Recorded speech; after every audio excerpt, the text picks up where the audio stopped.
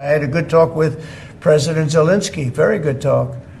And somebody said, oh, I should have called Zelensky first. I don't think so. I mean, we have to find out whether or not Russia wants to make a deal. I know that Zelensky wants to make a deal because he told me that. But I now know that Russia wants to make a deal. President Trump has begun his promised effort to negotiate an end to the war in Ukraine, and initial signs are discouraging, not least making concessions to Vladimir Putin without anything in return. The United States does not believe that NATO membership for Ukraine is a realistic outcome of a negotiated settlement. So, does Mr. Trump want to negotiate peace with honor that will last, or peace through weakness that'll reward the Kremlin?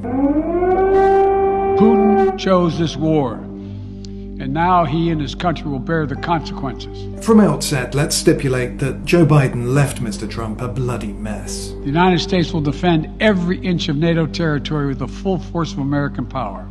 Take the first exit. Early in the war, the Ukrainians fought the Russians back from Kyiv, Kharkiv and Kherson, and later drove Mr. Putin's Black Sea Fleet into retreat. But further counteroffensives were crippled by US failure to provide adequate or timely arms. Even when they do the right thing, they do it too late. Irrespective of who won the US election, the Ukraine war was likely to end with a settlement.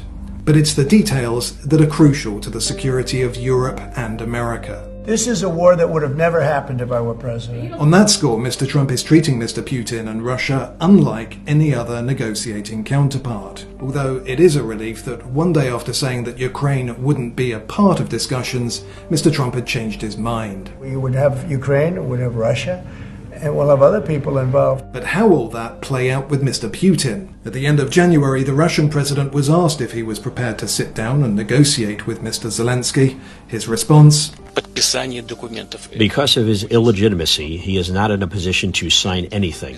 If he wants to take part in the talks, I will allocate people who will hold the talks. The Ukrainian president's position: we cannot accept any agreements made without us. Any bilateral negotiations about Ukraine without us, we will not accept.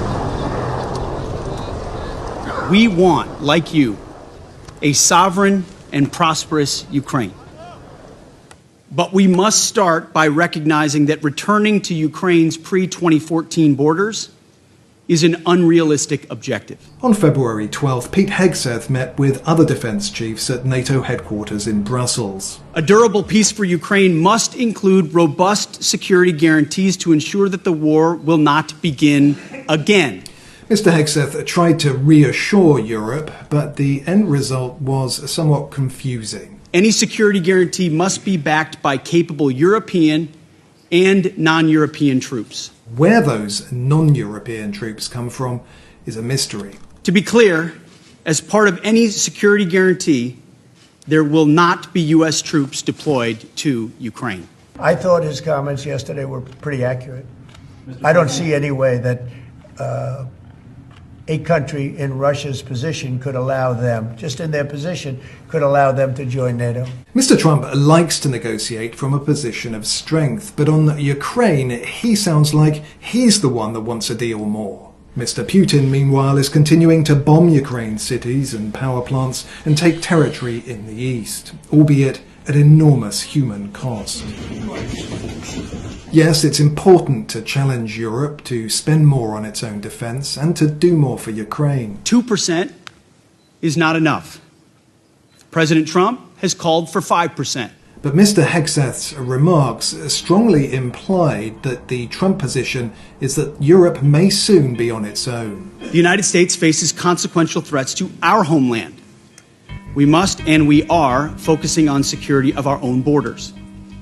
The risk here is that despite the Trump administration's rhetoric, deterrence isn't divisible. Together, we can establish a division of labor that maximizes our comparative advantages in Europe and Pacific, respectively. Mr. Trump is wrong if he thinks letting Russia dominate Ukraine will result in less US involvement in Europe or enhanced deterrence in the Pacific, especially if, as some believe, Mr. Putin moves against Poland or the Baltics.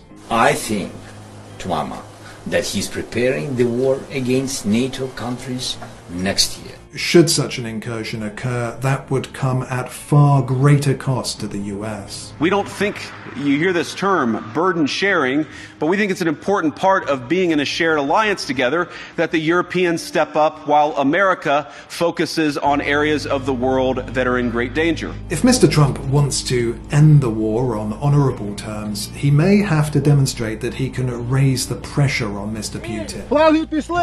That could include increasing military support to Ukraine, removing limits on the use of weapons, and intensifying pressure on Russia elsewhere around the world. I know him very well. Yeah, I think he wants peace. I think he would tell me if he didn't.